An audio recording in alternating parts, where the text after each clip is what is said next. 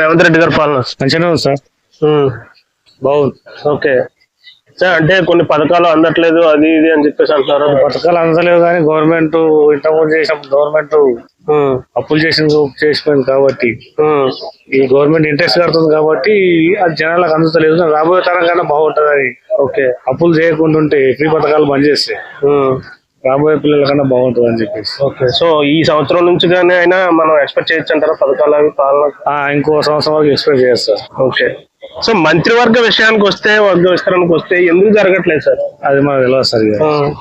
అంటే ఏమైనా అంటే స్వతంత్రంగా నిర్ణయాలు తీసుకుంటారో వాళ్ళకి పవర్స్ ఇస్తే అన్న ఏమైనా? వీళ్ళ పవర్స్ అయితే ఇచ్చినట్టు ఏం లేదు. అందరు సెంటర్ ఇచ్చే పొజిషన్ ఉంది స్టేట్ లో, సెంట్రల్ లో. ఓకే, వీళ్ళ చేతులు అయితే ఏం లేదని బయట టాక్ అవుతుంది. అచ్చా, సో కాంగ్రెస్ ముందు నుంచి ఒక విషయం, కాంగ్రెస్ లో అంటే ఒక సమైక్యత ఉండదు, ఒక అందరూ ఎవరి మాట వాళ్ళు ఇదిగా అదిగా ఉంటారు, కలిసి నడవడం అనేది కాంగ్రెస్ లో ఉన్నది. అది జరగదు సార్ కాంగ్రెస్ లో. అది కంటిన్యూ అవుతూనే ఉంటుంది సార్. ఎందుకంటే మేనేజ్మెంట్ చేసేది ఇక్కడ కాదు కాబట్టి. ఓకే, వాళ్ళకు భయపడతారు కాబట్టి మన స్టేట్ లో ఉన్న లీడర్లకు నేను పెద్ద అనే రేంజ్ అయితే లేదు. అంటే ఎందుకు రెక్టిఫై చేసుకోవట్లేదు? పక్క తీసుకుంటారు సార్. అంటే అటు పక్క బీజేపీ గానీ, ఇటు కేసీఆర్ గానీ కొంచెం స్ట్రాంగ్ పర్సన్స్ అనే ఉన్నాయి. సో ఇలాంటి ఎందుకు రెక్టిఫై చేసుకోవాలి? టీఆర్ఎస్ అంటేనే బాస్ ఒకలే కేసీఆర్ ఉన్నారు. అదే కాంగ్రెస్ పార్టీలో బాస్ అనేటువంటి వాళ్ళు ఇక్కడ లేరు.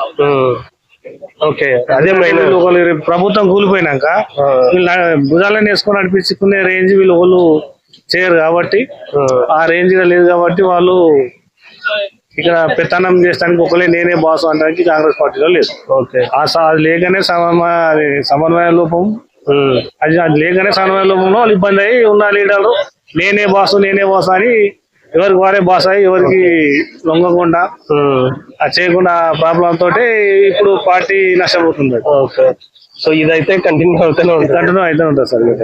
సో రేవంత్ రెడ్డి గారు ఈ రోజు ఒక పథకం స్టార్ట్ చేశారు, సోలార్ జలసిరి అని చెప్పేసి నాగర్ కర్నూలు.